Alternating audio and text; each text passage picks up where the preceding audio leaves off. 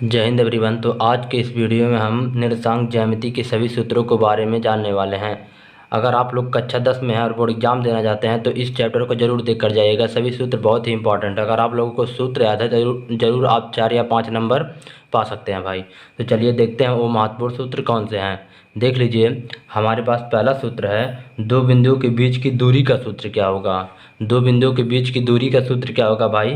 तो ये हमारा सूत्र होता है भाई under root x2 minus x1 का whole square plus y2 minus y1 का होल स्क्वायर। भाई ये होता है, या कहीं कहीं इस तरह लिखा हुआ होता है कि under root x1 minus x2 का whole square plus y1 minus y2 का होल स्क्वायर। कहीं भाई ए दिया रहेगा या ए दिया रहेगा, किसी किसी बुक में ए दिया रहता है, किसी किसी बुक में ए दिया रहता है, लेकिन दोनों का मतलब सेम ही होता है। क्योंकि घटाएंगे तो उसका वर्ग करेंगे तो प्लस ही आ जाएगा। अब चलिए देखते इसको समझ लेते हैं भाई कैसे इसको हमें उपयोग करना है। जैसे अगर देख लीजिए यहाँ पे एक बिंदु है, मान लीजिए ए, और यहाँ पे एक बिंदु दिया हुआ है बी। इसका ए का निर्देशांक x1 कामा y1 है और b का निर्देशांक x2 कामा y2 है। हमसे कोई पूछे a और b के बीच की दूरी ज्ञात कीजिए, a और b के बीच की दूरी ज्ञात कीजिए, तो भाई इसको हम ऐसे मिला देते हैं। अब देख लेते हैं, देख लीजिए a का निर्देशांक x1 कामा y1 दिया हुआ है, b का निर्देशांक क्या दिया है x2 कामा y2। इसको हमें निकालना है भाई।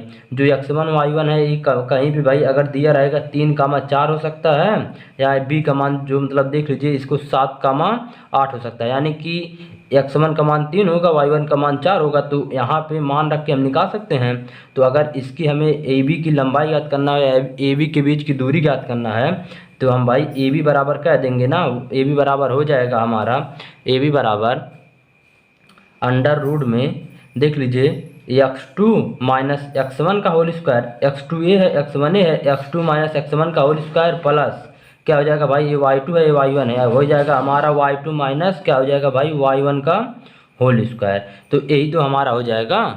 देख लीजिए x2 यहाँ है x1 है, यानी कि x2 माइनस x1 का होल स्क्वायर प्लस क्या हो जाएगा y2 माइनस y1 का होल स्क्वायर। तो चलिए अब देखते हैं दूसरे सूत्र क्या होगा भाई, इसका दूसरा सूत्र। अब यहाँ पे क्या करेंगे भाई, हम इसको मतलब संख्या मतलब लिख देंगे, या फिर देख लीजिए y का मान यहाँ ए क्या दिया हुआ है x1 है y1 है x2 है y2 है, तो x2 का मान 7 दिया है तो 7 रखेंगे, उसके बाद माइनस लगाएंगे, x1 का मान 3 है तो 7 माइनस 3 हो जाएगा, प्लस है तो प्लस लगा देंगे भाई। अब y2 का मान कितना है देख लीजिए, यहाँ पे 8 है, y1 का मान 4 है तो 8 माइनस 4 होगा, इसका होल स्क्वायर कर देंगे, उसके बाद हल कर देंगे भाई। यही हमारा दो बिंदुओं के बीच की दूरी का सूत्र आ जाएगा। अब चलिए देखते हैं कि दूसरा सूत्र कौन होता है इसमें। तो देखिए भाई हमारे पास दूसरा सूत्र है अंत विभाजन सूत्र, यानी कि अंत विभाजित करने वाला सूत्र। तो ये भाई सूत्र होता है हमारा m1 x2 plus m2 x1 बटे m1 प्लस m2 कामा m1 y2 plus m2 y1, m1 y2 plus m2 y1 बटे m1 प्लस m2। भाई ये हमारा सूत्र हो जाता है। अब इसको कैसे निकालते हैं भाई, देख लीजिए अगर क्या मान लीजिए यहाँ पे कोई बिंदु है P, यहाँ पे कोई बिंदु है Q। भाई यहाँ पे कोई बिंदु है P, यहाँ पे कोई बिंदु है जिसका P का निर्देशांक x1 कामा y1 है, Q का निर्देशांक x2 कामा y2 है, और भाई हमें ए मतलब ऐसे मिला देते हैं। और इसको कोई मतलब अनुपात जो यहाँ पे कोई निर्देशांक है, मतलब मान लीजिए कोई बिंदु क्या भाई, मान लीजिए यहाँ पे कोई बिंदु y है जिसका निर्देशांक x कामा y है। अगर हम जड़ मान लेते हैं, कोई बिंदु जड़ है जिसका निर्देशांक x कामा y है, तो हमें क्या करना है, इसका निर्देशांक ज्ञात करना है। और जो ये बिंदु है इसको m कामा n के अनुपात में विभाजित करता है। m कामा n, जो m है इसका मान 4 होगा, इसका मान 3 होगा, 4:3 के अनुपात में सब संख्याएं होंगी भाई। मान रख के केवल मतलब संख्या में इसके m1 की जगह पे जो दिया रहेगा उसको रख देंगे तो हमारा आसानी से निकल जाएगा। तो देख लीजिए इसका जो बेसिक सूत्र आता है यानी कि अंत विभाजित करने वाला, देख लीजिए कोई बिंदु पी क्यू मतलब पी क्यू है, इसको अंत विभाजन क्या कर रहा है, जड़ विभाजित कर रहा है, तो हमें जड़ का निशांक ज्ञात करना है, अंत विभाजित करने वाले जड़ का निशांक। तो जो कि लीजिए यहाँ x है यहाँ y है, तो जो x का मान आता है भाई, तो x का मान ये होता है यानी कि m1 x2 plus m2 x1 बटे m1 प्लस m2 कामा भाई जो y का मान देख लीजिए, जो y का मान होता है वह m1 y2 plus m2 y1 बटे m1 प्लस m2 भाई यही हमारा होता है। इसी प्रकार से हम देख लीजिए अंत विभाजन का सूत्र को लगाते हैं। अब चलिए देखते हैं मध्य बिंदु का निशांक कैसे ज्ञात करेंगे भाई।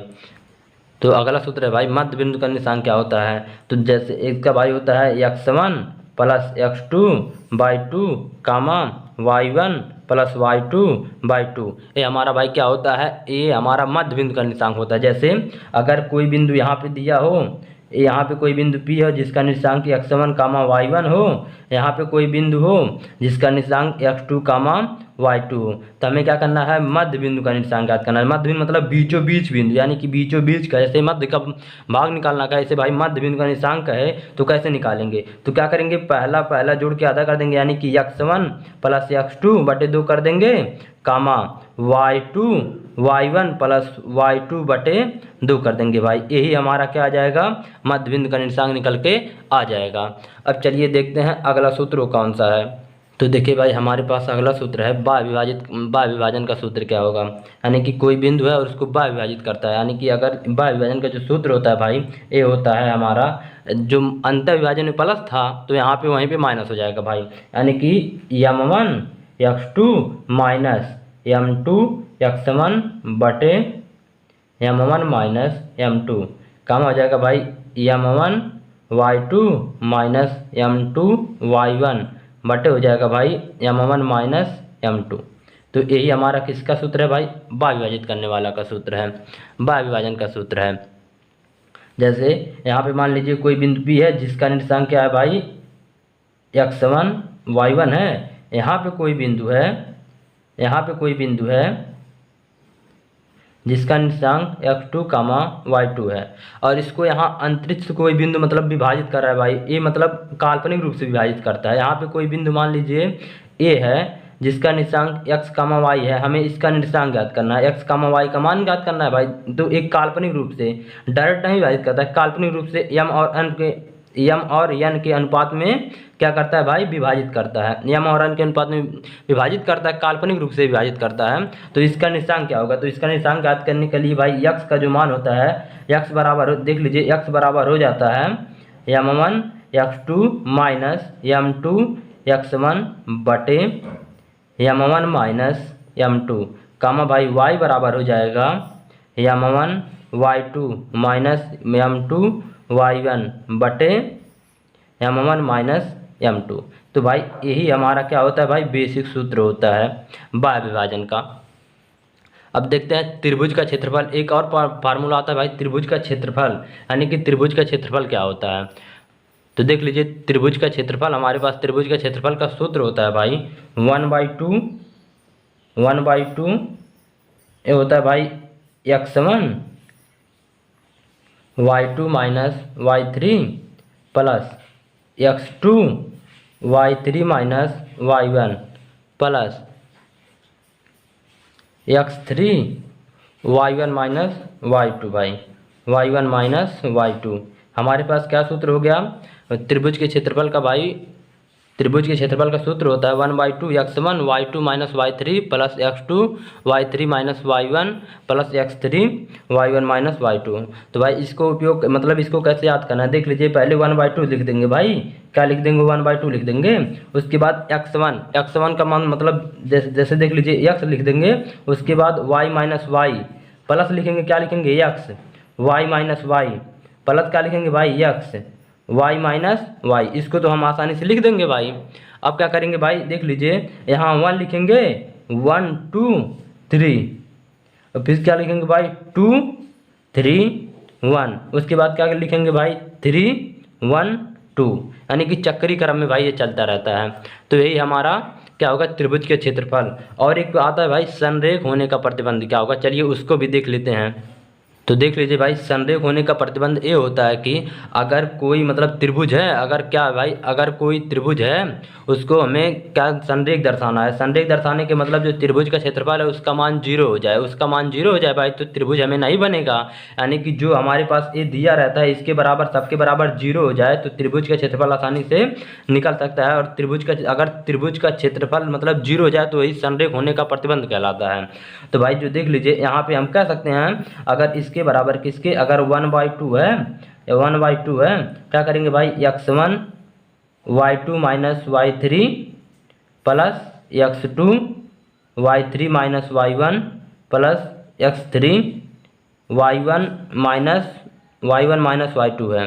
भाई ये है हमारा, अगर इसके बराबर हम 0 कर देते हैं, क्या करते भाई, इसके बराबर 0 कर दें तो हमारा जो मतलब संरेख होने का प्रतिबंध वही हो जाता है। यानी कि अगर इसके बराबर हम 0 कर दें, देख लीजिए इसके बराबर अगर 0 कर दिया तो यह 1/2 को अगर उधर भेजेंगे, इधर गुणा कर रहा है उधर जाके भाग करेगा, यानी कि 0 हो जाएगा, क्योंकि 0 में गुणा या भाग करने पर 0 ही आता है भाई। तो बचेगा हमारा क्या, जो x1 y2 minus y3 plus x2 y3 minus y1 plus x3 y1 minus y2 बराबर 0। तो भाई यही हमारा क्या होता है, संरेख होने का प्रतिबंध होता है। तो शायद आपको वीडियो पसंद आए, अगर वीडियो पसंद आए तो प्लीज़ हमारे चैनल को सब्सक्राइब, वीडियो को लाइक जरूर कीजिए। जय हिंद।